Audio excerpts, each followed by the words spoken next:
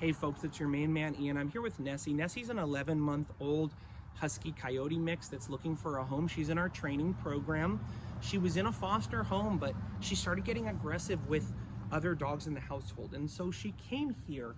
And one thing Nessie really reminded me is how important it is when we're rescuing dogs or we're fostering dogs or we're rehabilitating dogs to really think about this thing Cesar Milan said once, which is trust, respect, love. That the first thing we need to do when we're meeting an animal is develop a trust for one another, okay? Now, when Nessie came in here, I saw her, look at her, she's so cute. I picked her up, I gave her a kiss. I said, Nessie, aggressive, how could you be aggressive? You're 20 pounds, you're 25 pounds. Just go in there and hang out with my dogs. I want to give you time to hang out with new dogs. I got this great, amazing, huge property here. I want to show you, Nessie, all the great things we have for you here. And in a short period of time, Nessie got really aggressive with one of my dogs. And when I told her to stop, I said, Nessie, stop doing that. She didn't stop. In fact, she looked at me like she was gonna bite me. And I said, this is so crazy, Nessie. I'm the one who saved you. I'm the one who's here to train you, but yet you are biting me and you're biting my other dogs. Why is this? And I realized it was that lesson I had heard from Cesar Milan. We need to begin forming a trusting relationship with a dog.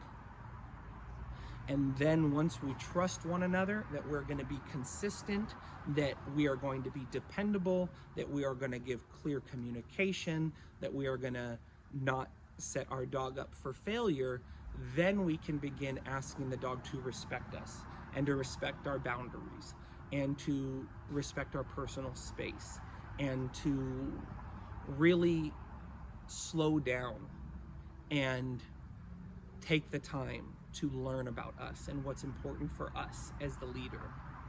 Okay, after we've developed respect from our dog for us, and also when we have developed trust and respect of the dog, where we trust what they're going to do and we trust what they're not going to do. We respect their limitations and we understand where those limitations are and how far we can push those limitations before it would not be fair and it might violate the trust we have with our dog. After those things have been established, then we can begin to create that loving relationship where we're being very soft with the dog. We're being almost submissive to the dog. We're telling the dog they're essentially perfect in our eyes. We're telling the dog that there is really nothing they can do that will ever jeopardize our relationship with them.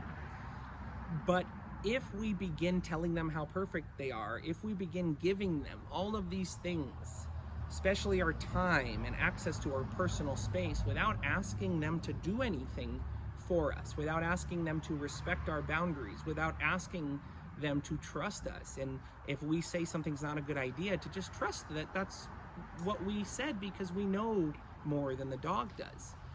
What can happen is what you heard about happen with Nessie. The dog can begin displaying these crazy behaviors and we can sit there and blame the dog. And as you see on my shirt here, it says, we don't blame them, we train them.